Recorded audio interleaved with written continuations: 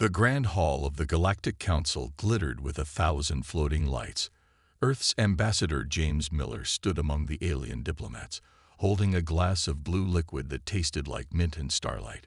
10 years had passed since humanity joined the Council as a probationary member, and today was supposed to be a celebration. Miller smiled and nodded at the passing delegates, but his heart felt heavy. In his pocket, a small data chip burned like ice against his leg. He had found it just hours ago, hidden in a stack of routine paperwork. Now, its contents threatened to shatter the peace humanity had worked so hard to build. "Ambassador Miller," a voice called out. Miller turned to face High Speaker Rex, the mantis-like alien who led the council. "Are you not enjoying the celebration?" "Of course, High Speaker," Miller said, bowing slightly. "Earth is grateful for these 10 years of guidance." Rex's compound eyes gleamed. "Yes, your species has been surprisingly cooperative with our safety regulations." Those words made Miller's stomach turn. The safety regulations that had forced Earth to disable half its defense satellites. The protection protocols that had limited human ships to sublight speeds. All of it had seemed reasonable at the time. The Council only wanted to ensure humanity wouldn't harm itself or others. But the data chip told a different story. As Rex moved away to greet other guests, Miller slipped into a quiet corner and pressed his hand against the hidden communicator in his ear. "Command, are you receiving?" "Clear signal." "Ambassador," a voice whispered back. "Have you confirmed the intel?" Miller looked around carefully. "The documents are real. The Council never intended to make us full members. They've been weakening us systematically. The regulations, the technology restrictions, it's all part of their plan." He paused, watching alien diplomats dance and laugh across the hall. "They're planning to turn Earth into what they call a primitive species reserve. They want our resources, our planet, but they think we're too unstable to join galactic society." "Your orders, sir." Miller closed his eyes. In his mind, he saw the carefully built peace of the last decade crumbling. But he also saw the truth. This peace had been a lie from the start. "Begin Protocol Dark Shield," he whispered, "but keep it quiet. We need time." "Understood, sir." Command out. A tall, blue-skinned diplomat approached Miller, tentacles swaying. "Ambassador, tell us again how Earth discovered faster-than-light travel." "Such an amusing story." Miller smiled, slipping back into his role. "Oh, you're too kind. But surely you've heard it before." As he spoke, his mind raced through the contents of the data chip. The Council had already selected which regions of Earth would be preserved as cultural zones. They had drafted plans to slowly reduce human population centers to manageable sizes. They had even decided which human languages would be maintained for scientific study. They saw humanity as animals in a zoo, interesting specimens to be managed and contained. The blue diplomat laughed at something Miller said, not noticing the cold anger in the human's eyes. Miller laughed too, playing his part perfectly. Let them think humans were simple. Let them think Earth was weak. Later that night, as the celebration continued, Miller sent a coded message to Earth's Defense Command. "Winter comes before spring." In response, deep beneath the Pacific Ocean, a hidden facility hummed to life. Similar facilities under the Antarctic ice and in the Mariana Trench began quiet preparations. On the far side of the moon, sensors recorded the Council's ships and transmissions, building a map of their weaknesses. Humanity had suspected something like this might happen. They hadn't survived centuries of their own wars without learning to prepare for betrayal. The Council thought they were dealing with primitive, predictable animals. They would learn that humans were far more dangerous than that. But not yet. For now, Miller would smile and bow and play the part of the grateful primitive. And in the shadows, Earth would prepare its revenge. General Amanda Stone stood in the dimly lit command center beneath Mount Cheyenne, her eyes fixed on the massive display screen. Red dots blinked across the solar system map, each representing a Council ship. There were hundreds of them, hiding in the shadows of distant asteroids and the cold depths of the Kuiper Belt. "Play the intercept again," she ordered. A scratchy alien voice filled the room. "Primary fleet in position. The humans suspect nothing. Their primitive sensors cannot detect our stealth systems." Stone allowed herself a small smile. The aliens didn't know that Earth had cracked their quantum encryption months ago. They didn't know a lot of things about humanity. "General," a young officer called out, "the World Security Council is ready for your briefing." Stone gathered her tablets and straightened her uniform.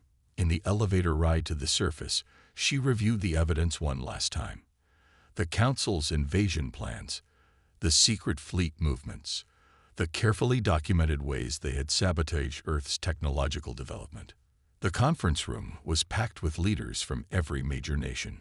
Some attended in person, others through secure holograms. All faces showed the same mixture of anger and concern. "Ladies and gentlemen," Stone began, "what I'm about to share will change everything we thought we knew about our place in the galaxy." The room darkened as she projected a 3D map of the solar system. "These are the Council's hidden forces, over 700 ships waiting to strike. They think we can't see them. They think we're blind." Murmurs filled the room. Stone continued, "For 10 years, they fed us limited technology, outdated weapons, crippled ships. But they made a mistake. They underestimated human curiosity."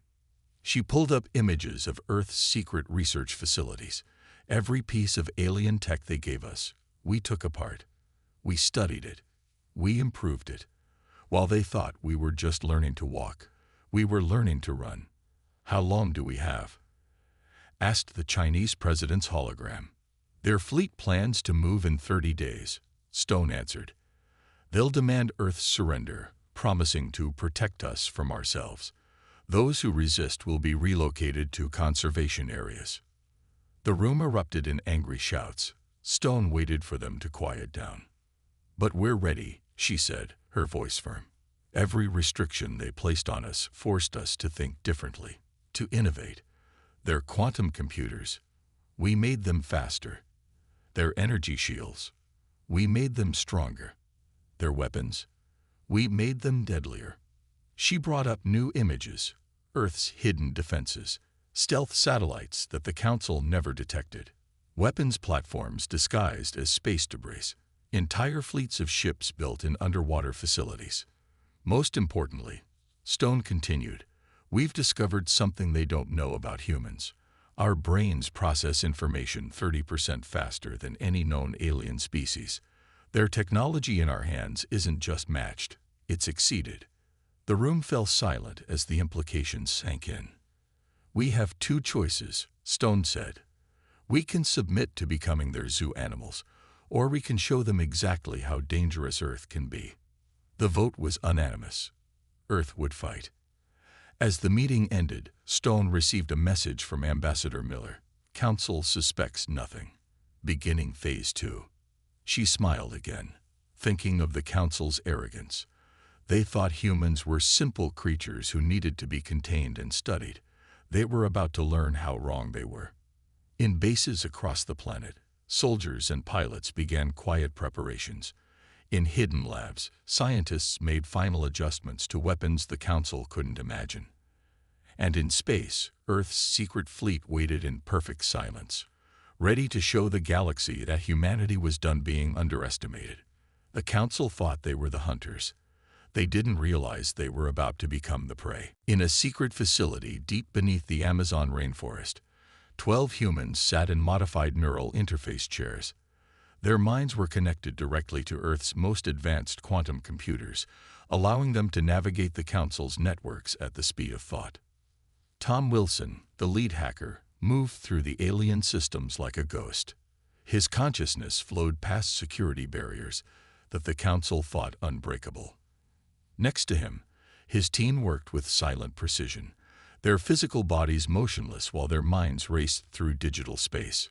"Remember," Tom's voice echoed in their shared virtual environment, "we only have one shot at this. The moment they detect us, it's over." The team had trained for this moment for 3 years.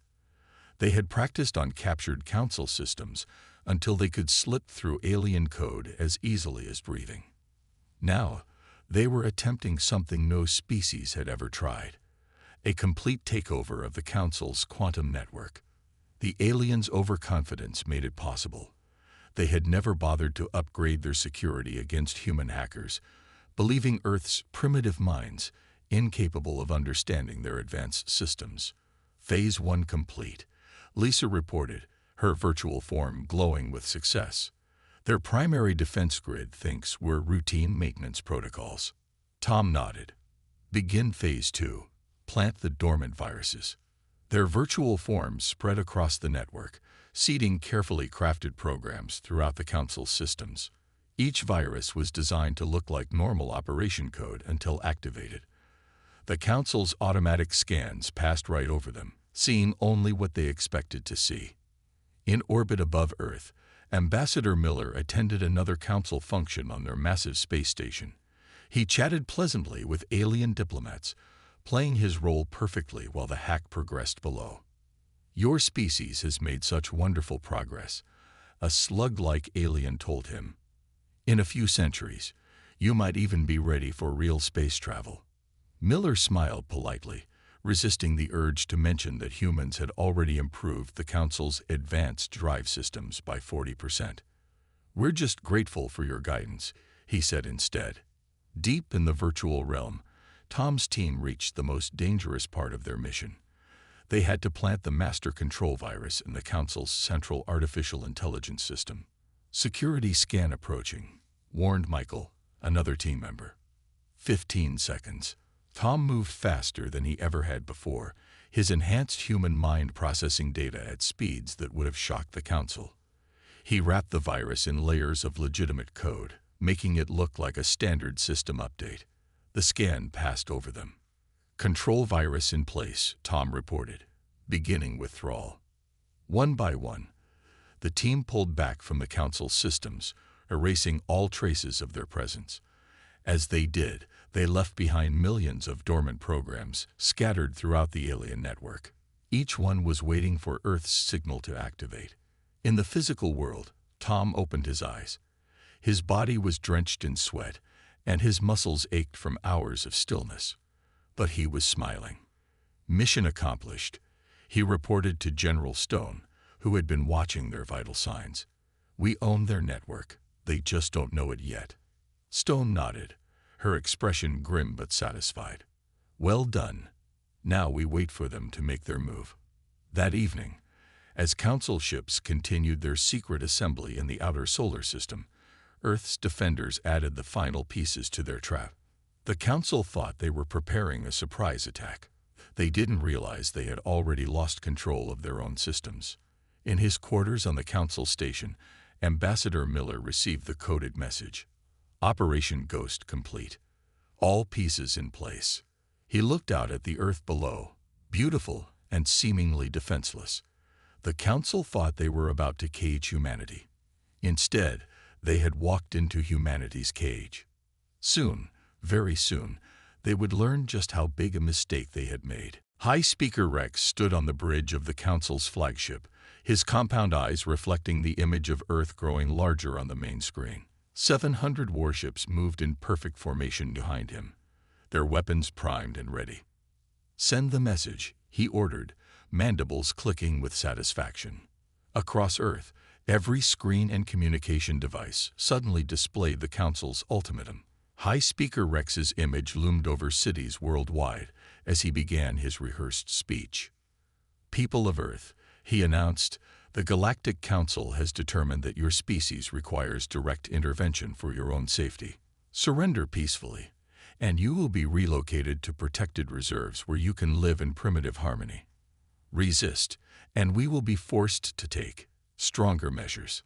In the command center beneath Mount Cheyenne, General Stone watched the transmission with a cold smile. "Right on schedule," she said. "Is everyone in position?" "All units ready," her staff reported. "Ambassador Miller is safely away from the Council station." Stone picked up her secure communicator. "Mr. Wilson, execute Operation Ghost." In the Amazon facility, Tom Wilson pressed a single button. Across the solar system, the dormant viruses hidden in the Council's networks suddenly activated. On the Council flagship, Rex was about to give the order to advance when his ship's lights flickered. Warning signals flashed across every screen. "What's happening?" he demanded. His crew frantically worked their controls, but nothing responded. Across the entire invasion fleet, ships began losing power. Weapons systems shut down. Engines died. Even life support systems switched to minimal backup power. "Impossible," Rex screeched. Their primitive technology cooled. He froze as every screen in his ship suddenly displayed the same message. "Did you really think we were that weak?" In Earth orbit, thousands of hidden satellites suddenly shed their stealth fields.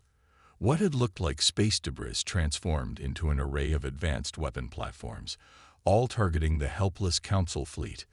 "This is General Amanda Stone of Earth Defense Command." A new voice broadcasted on all frequencies.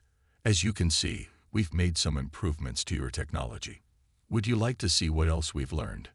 To demonstrate, Stone gave a simple command. A single satellite fired Earth's new dark matter pulse weapon. The beam passed through the Council's most advanced shields as if they didn't exist, cutting a clean hole through an unmanned scout ship. "That was a warning shot," Stone continued. "The next one won't be aimed at an empty vessel." On the flagship's bridge, Rex watched in horror as his invasion force floated powerless in space. "How?" he whispered. "You're supposed to be primitive. Weak." "I'm patching in Ambassador Miller," Stone announced. Miller's face appeared on every Council ship's screen. "High Speaker Rex," he said calmly, "I believe it's time to renegotiate Earth's membership status." You planned this." Rex's mandibles trembled with rage and fear. "From the moment we discovered your true intentions," Miller confirmed. "Every restriction you placed on us, every piece of technology you gave us, we studied it, improved it, surpassed it. While you were playing politics, we were preparing for war." Stone's voice returned. "You have two choices: surrender and face justice for your attempted invasion, or—" She paused as another scout ship disintegrated under a dark matter pulse. "Well, I think that demonstrates option 2 quite clearly." Rex stared at his dead controls, at his powerless fleet, at the weaponry surrounding his forces. The greatest armada in Council history, defeated without firing a shot. We surrender," he said quietly. As Earth's ships emerged from hidden bases to secure the Council fleet, Rex finally understood humanity's true nature. They weren't primitive at all. They were the most dangerous species the galaxy had ever seen. The red surface of Mars shimmered as dozens of hidden hangar doors slid open in the planet's rocky valleys.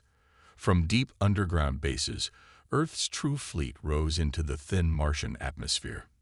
Each ship was a perfect fusion of human innovation and reversed-engineered Council technology.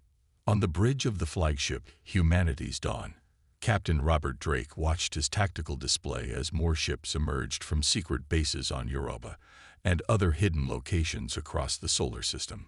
"All ships report ready, Captain," his AI assistant reported. The artificial intelligence, far more advanced than anything the Council had created, helped coordinate the entire fleet's movements with perfect precision. "Begin Phase 1, Drake ordered. "Show them what humanity can really do." The Earth fleet accelerated at speeds that shocked the watching Council observers. Human ships could move faster, turn sharper, and fight harder than any alien vessel. Every weakness in Council technology had been found, studied, and eliminated. On his crippled flagship, High Speaker Rex watched in horror as human warships appeared from seemingly nowhere. "Impossible," he whispered. "Those bases, those ships, we would have detected them." Ambassador Miller's voice came through on all channels. "You only saw what we wanted you to see. While you thought we were building simple defense satellites, we were creating something far more impressive." The Earth fleet split into perfect attack formations. Their movements were too fast and complex for organic pilots alone. Each ship was guided by both human intuition and AI precision working in perfect harmony. Target the Council's secondary fleet at the edge of the system, General Stone commanded from Earth. Let's show them why they shouldn't have underestimated us. The human ships accelerated again, their improved engines glowing with power. They crossed the solar system in hours instead of days, appearing suddenly near Neptune, where the Council's reserve fleet waited. The Council ships tried to fight back. Their weapons were strong, their tactics tested in 1,000 battles, but they had never faced anything like this. Human ships danced through their formation, moving in ways that defied conventional space combat. The AIs calculated perfect attack vectors, while human captains made split-second decisions that no computer could predict. "Look at their tactics," one Council commander reported frantically.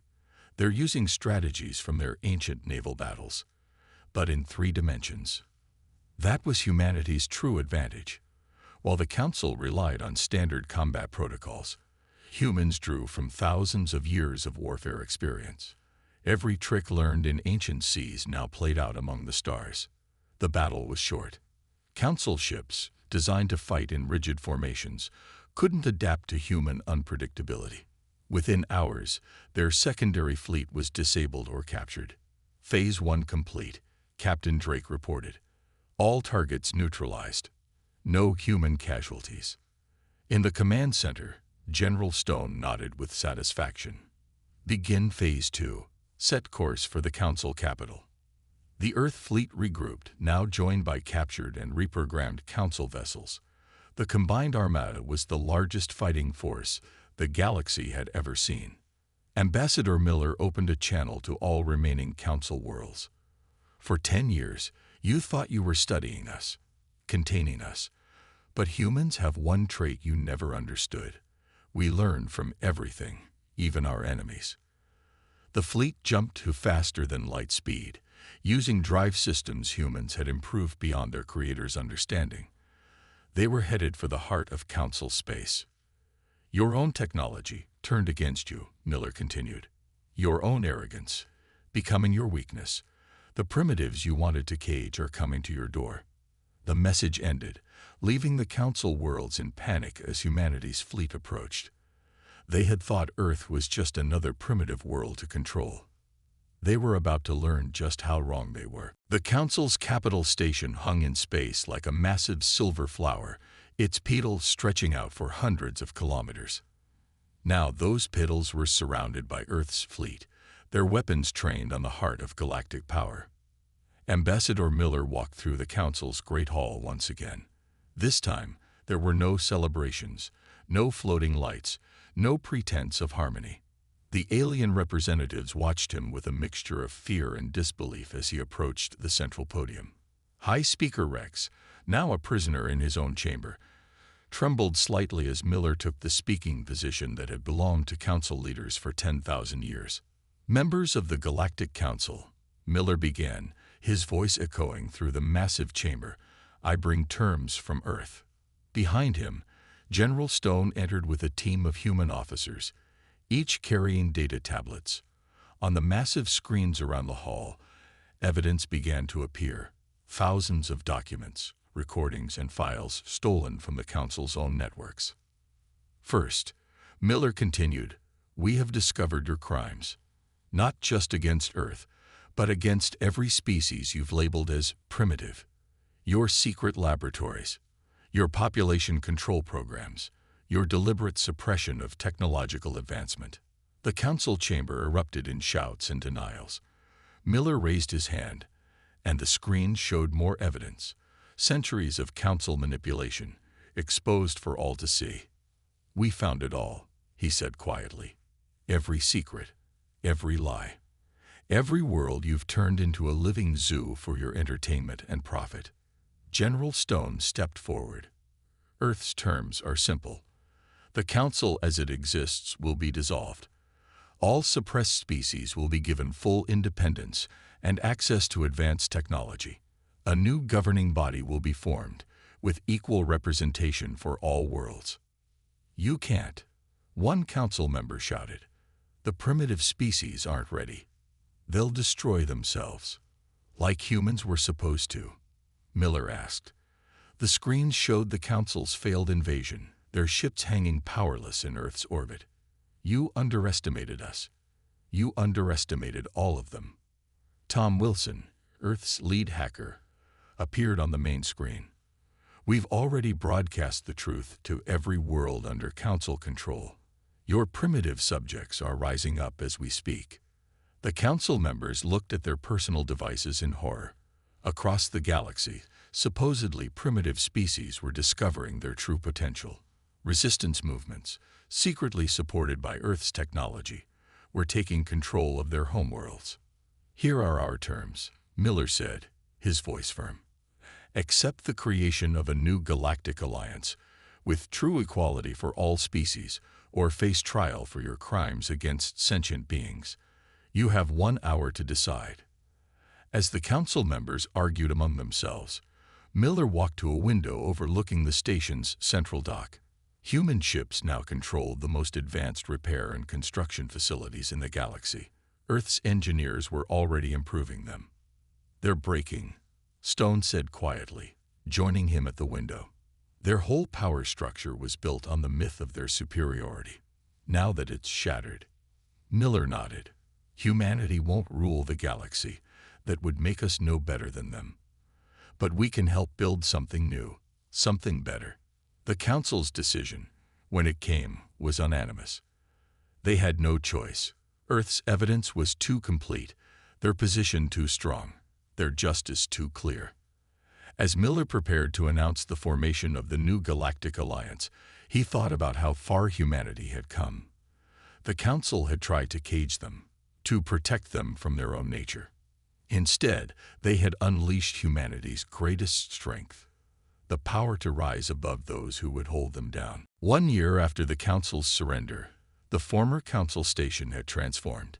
Its silver pedals now displayed the flags of 100 liberated worlds. In the Great Hall, representatives from every known species gathered for the first official meeting of the Galactic Alliance. Ambassador Miller stood at the entry, watching the diverse crowd with satisfaction. Former primitive species now walked as equals with their once oppressors. Their natural talents, freed from Council restrictions, had led to extraordinary advances in science, art, and culture. Quite a change from last year, General Stone said, joining him. She had traded her military uniform for the formal dress of the Alliance's Defense Commissioner. The Zentari developed an entirely new form of quantum computing once we removed their restrictions. The Navarians revolutionized medicine in just 6 months. Miller nodded. And Earth. Still surprising everyone. Stone smiled. Our combination of AI and human intuition has become the standard for ship operations across the galaxy. The Council never understood that creativity can't be measured by technology alone. They walked together into the chamber as the session began. The former High Speaker Rex, now stripped of power, but allowed to represent his species, watched them pass. His once proud mandibles drooped with humility. The first-year report of the Galactic Alliance is ready, announced the new lead speaker, a former primitive from a desert world who had proven to be a brilliant administrator. Productivity and innovation are at record levels. Free exchange of ideas between species has led to unprecedented advances. On the massive screens, images showed the changes across the galaxy. Former Council worlds working together with their previous subjects. New trade routes established. Cultural exchanges flourishing. But most importantly, freedom spreading. Tom Wilson, now head of the Alliance's Technology Exchange Program, presented his findings. The Council's belief in technological superiority was their greatest weakness, he explained. Every species has unique abilities and perspectives. By working together, we've achieved more in 1 year than the Council did in a century. The evidence was clear.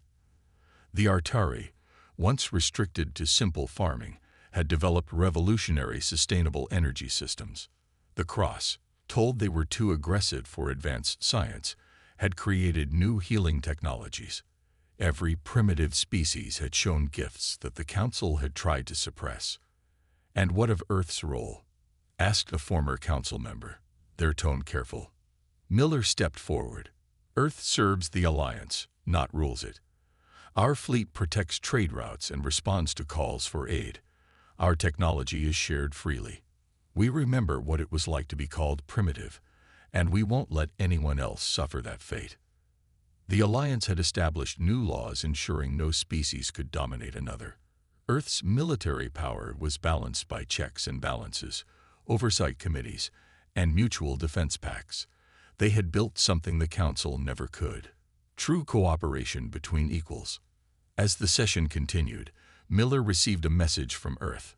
Another group of previously unknown species had been discovered in a distant sector. The Council had hidden their existence, planning to preserve them as they had tried to preserve humanity.